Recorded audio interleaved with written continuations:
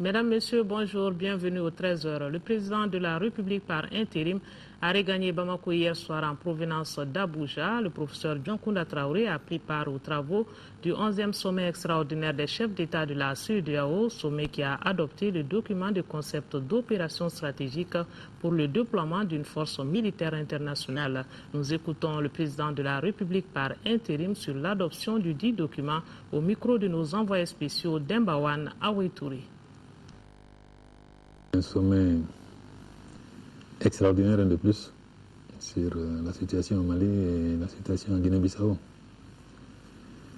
Ce qu'on peut retenir, c'est toujours cet intérêt de la sous-région pour la situation que nous vivons au Mali et celle que vivent nos frères de Guinée-Bissau. Vous connaissez la situation aussi bien que moi. Elle consiste en un problème au nord, des territoires qui sont occupés, et elle consiste également à une crise institutionnelle qui va nous demander d'organiser dans les meilleurs délais des élections présidentielles et législatives qui permettront de mettre en place des autorités élues. Je pense que c'est de tout cela que nous avons parlé. Nous avons parlé également des souhaits par rapport au délai. Parce que chacun, et la CEDEAO et nous-mêmes au Mali, nous souhaitons que la transition soit la plus courte possible. Voilà d'autres reportages sur le sommet de la CEDEAO dans notre édition du soir. Les femmes parlementaires et celles évoluant dans les associations et organisations féminines se sont concertées samedi à l'Assemblée nationale. C'était pour une plus grande implication de ce groupe cible dans la résolution des crises et conflits et la reconstruction post-conflit. Les précisions avec Ramata Kounati. La prévention, la gestion et le règlement des conflits ou crises, quel rôle pour les femmes, c'est la question principale à laquelle tentent de répondre les parties prenantes de cette journée. Une journée qui a regroupé, outre les parlementaires, les femmes et autres acteurs venus des associations et organisations féminines. Au menu des échanges, les actions menées par l'Assemblée nationale avant et après le déclenchement de la crise et les instruments juridiques internationaux relatifs à la participation des femmes dans la gestion des conflits. Parmi ces outils, les résolutions 1325, 1820 du Conseil de sécurité des Nations Unies. Il s'agit plus spécifiquement d'expliquer aux participants les tenants et les aboutissants des instruments internationaux, de leur montrer les meilleures pratiques et les mécanismes spécifiques qui permettront au réseau des femmes parlementaires d'apporter sa contribution à la consolidation de la paix, à la résolution de la crise que traverse le Mali.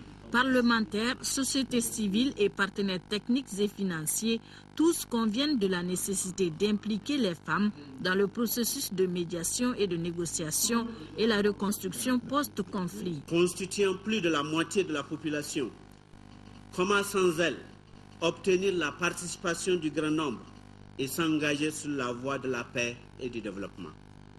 Il faut associer les femmes pour affirmer et maintenir la crédibilité et la légitimité des processus de résolution des conflits. Cette participation des femmes n'est pas synonyme de la supériorité de ce groupe cible par rapport aux hommes. Elle vise plutôt à construire un nouveau partenariat entre femmes et hommes, respectant justement la différence et assurant leur participation de manière équitable dans la gestion des conflits à tous les niveaux. La journée d'échange a abouti à l'élaboration d'une série de recommandations dont le développement du partenariat entre les femmes parlementaires et leurs consoeurs de la société civile.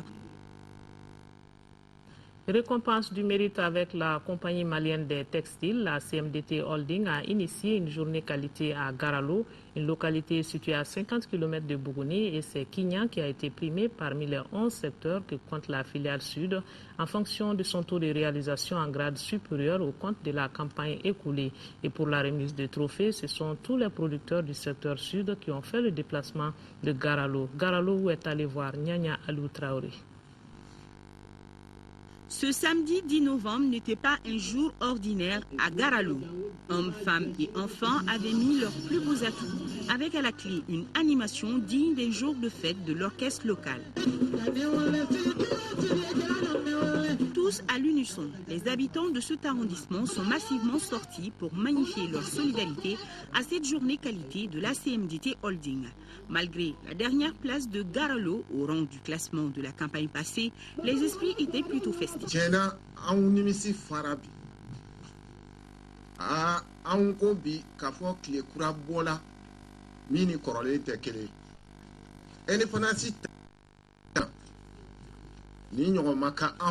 Cette journée qualité de la CMDT est une nouveauté. La compagnie, dans sa politique d'encouragement et de compétitivité, l'a initiée. Il s'agit non seulement pour la compagnie d'inciter les producteurs à faire mieux, mais surtout de se rapprocher davantage de ces mêmes producteurs. La journée qualité est un grand forum pour nous, nous permettant non seulement de faire le bilan de tout ce que nous avons eu comme résultat qualité de la campagne écoulée, mais c'est aussi un autre cadre nous permettant de définir, d'arrêter avec l'ensemble des acteurs les objectifs futurs pour la campagne en cours. Nous continuons avec un troisième point, c'est la remise des prix. Les lauréats sont là. Le défi est ainsi lancé entre la compagnie et les producteurs. Le premier s'engage à vendre au plus fort du coton de bonne qualité sur le marché international. Et le second s'est dit prêt à bien approvisionner le marché de cette bonne qualité. Je pense que le défi sera relevé obligatoirement parce que si on veut gagner l'argent, il faut qu'on travaille très bien. Ça, c'est une obligation pour nous et en tant que premier responsable, que j'ai dit à tous les producteurs que chacun respecte ses engagements. Parce que tout ce qu'on a demandé à la CMDT, ils ont honoré leur engagement. Et c'est la balle à notre camp. Ce sont les localités de Kignan, Cléla et Dogo qui ont été primées pour la campagne 2011-2012. Rendez-vous l'année prochaine, le mauvais élève de la campagne nous indiquera la prochaine destination. La Ligue des imams et érudits du Mali, l'imama de la commune 5, a organisé hier à l'esplanade de la mosquée de Badalabougou une journée d'assainissement dans tous les quartiers de la commune. L'objectif de la présente journée est de montrer à la population l'importance que revêt un lieu saint pour la religion musulmane. Au cours de cette journée, les jeunes musulmans ont nettoyé les mosquées, les marchés, les hôpitaux et les cimetières de la commune 5. La cérémonie de lancement de la dite journée a eu lieu en présence des imams, des chefs religieux et des représentants des maires de la commune 5. Voilà donc la Ligue des imams et érudits du Mali qui a organisé hier à l'esplanade de la mosquée de Badalabougou une journée d'assainissement. La solidarité et la paix au Mali, c'est ce que demandent les jeunes artistes de Kati. Ces jeunes regroupés au sein d'une association dénommée Association des artistes et musiciens de Kati viennent d'organiser une rencontre sur la valorisation de la culture malienne. Une rencontre au cours de laquelle ils ont présenté des œuvres d'art à travers lesquelles ils sensibilisent les Maliens à se donner la main. Adama Koulibaly nous donne les détails. L'ASCAM, c'est le nom du groupe de ces jeunes artistes de Kati, qui veut dire Association des artistes et musiciens de Kati. Ces jeunes disent qu'ils ne peuvent pas rester en marge de la recherche des solutions à la crise qui traverse le pays. Ils trouvent que les œuvres d'art peuvent servir de support pour sensibiliser. Ces jeunes viennent d'organiser cette rencontre dénommée Kati Culture. Aujourd'hui, le pays traverse une situation très difficile. Donc les artistes aussi ont une partition à jouer, présenter des œuvres qui ont été créées par les artistes dans l'objectif de prôner la paix et la solidarité dans le pays.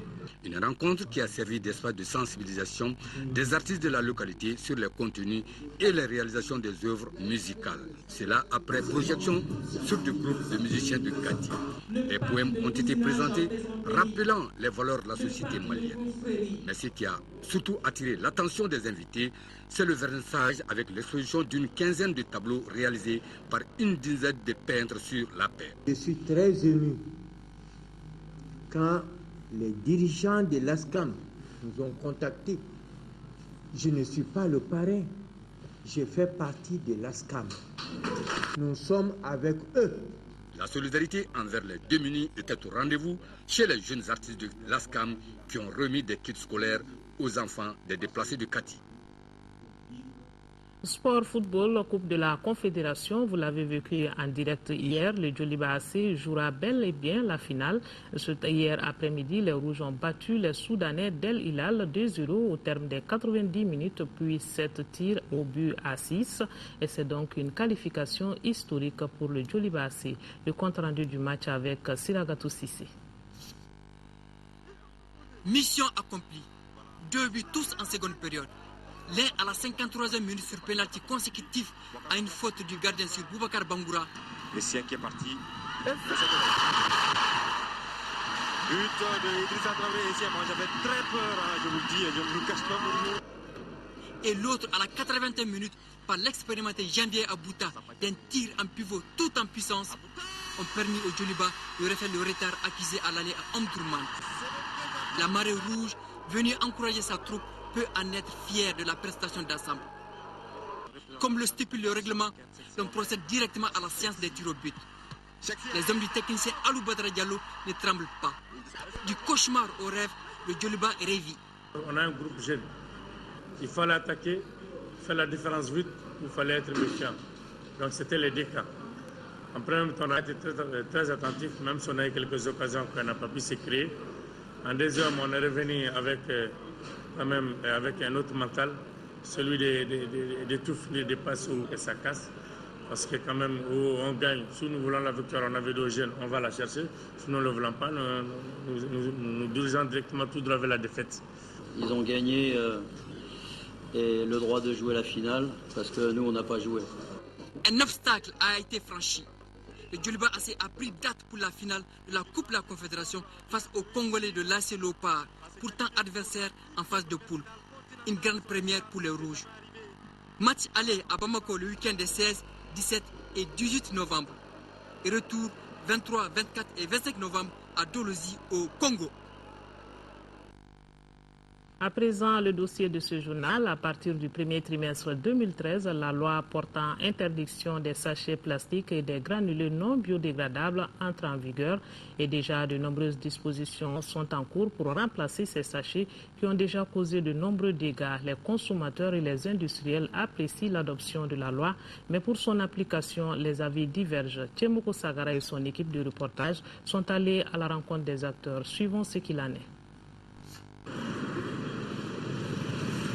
Les tasses, les calebasses et les paniers sont devenus de vieux souvenirs pour les femmes qui vont au marché pour faire les condiments. Dans le commerce, tous les produits et articles payés sont emballés dans des sachets plastiques qui sont rejetés dans la nature. La prolifération de ces sachets plastiques pollue le sol, dégrade les terres de culture, empêche les plantes à produire de matières organiques utiles pour les êtres vivants. Les sachets plastiques causent de nombreux dégâts. J'ai des clients qui refusent à ce que les produits achetés soient emballés dans ces sachets. Ils viennent avec leurs sachets spéciaux. Selon eux, les sachets que nous utilisons provoquent le cancer. C'est pourquoi, disent-ils, leur utilisation sera bientôt interdite au Mali. Les femmes qui vont acheter chez les boutiquiers l'huile pour 100 francs, en détail 200 francs. Et l'huile étant dans le sachet, ils vont le mettre dans le casserole et dans l'épaule avec le sachet directement. Si tu regardes bien ici au Mali, on utilise trop de sachets, plus que presque tout. Ça bouche même les caniveaux. On voit partout, il y a des problèmes quand même. Sur les 17 089 tonnes de plastique produites et importées au Mali, seulement 1720 tonnes sont recyclées. Toutes choses qui justifient le vote de la loi portant interdiction de l'importation, de la commercialisation, de la détention, de la production et de l'utilisation des granulés et des sachets plastiques au Mali. On a constaté surtout en milieu urbain que les déchets plastiques, les sachets plastiques constituent un polluant.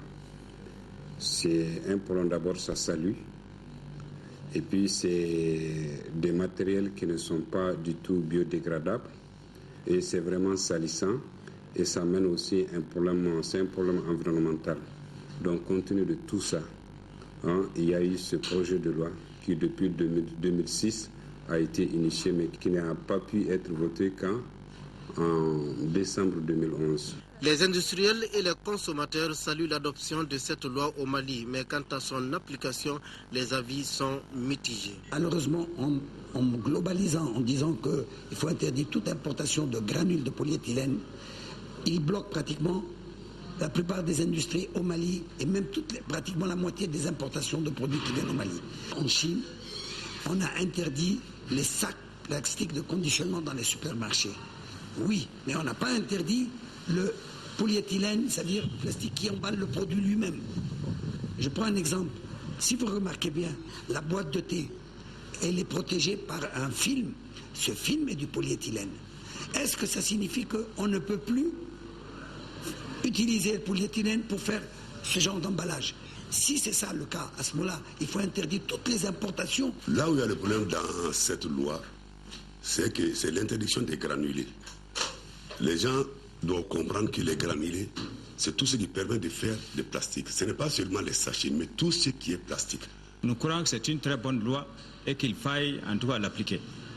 L'appliquer, bien sûr, en nous disant que nous sommes aussi des consommateurs où il y a des mesures d'accompagnement qui doivent venir. Parce que l'utilisation de sacs plastiques est rentrée dans les habitudes. L'esprit de la loi est à saluer, honnêtement. Ce que je déplore, c'est l'application. Parce qu'en 2 mois, ce n'est pas évident. Depuis l'adoption de la loi, les initiateurs multiplient les rencontres avec les acteurs pour trouver non seulement des mesures d'accompagnement, mais aussi des emballages biodégradables adéquats pour notre pays. Les sachets plastiques met à peu près 400 ans sans se détériorer. Nous avons déjà proposé au cabinet certaines mesures, telles que le décret d'application de la loi. Nous allons, avec tous les acteurs, décider de comment sensibiliser les acteurs. À quel niveau les industriels sont pour la fabrication des sachets plastiques biodégradables, parce que beaucoup avaient annoncé déjà que les commandes faites et les dates de démarrage de production des sachets biodégradables. Et aujourd'hui, ce qui est sur le marché à leur niveau, c'est uniquement les anciens produits, parce que à partir peut-être de ce mois ou du mois prochain, beaucoup d'industries au Mali vont produire des sachets biodégradables. Ils font ça à partir du DA, ce qu'on appelle chez nous le DA, le jute. Et ils le font après un réchauffement, ce n'est pas du fil tissé, c'est une matière faite en pâte avant d'être transformée ainsi, donc biodégradable. Le fait même de cultiver le jute, c'est déjà bon pour la santé de l'homme. Prélude à la loi qui veut interdire le sachet plastique, ils ont pris des dispositions pour venir au Mali. Avec l'application de cette loi, les sachets biodégradables ne seront plus vus au Mali. Pour réaliser cette ambition, le ministère de l'Environnement et de l'Assainissement entend organiser une campagne nationale de sensibilisation et d'information sur toute l'étendue du territoire national. Et sur ce, se referme ce journal. Prochain rendez-vous 18h-20h avec Ndei Sissoko. On n'oublie pas nos compatriotes des régions du nord du Mali vivant sous occupation. Nous sommes de cœur avec eux. Merci de votre attention. Bonne suite de programme sur l'ORTM.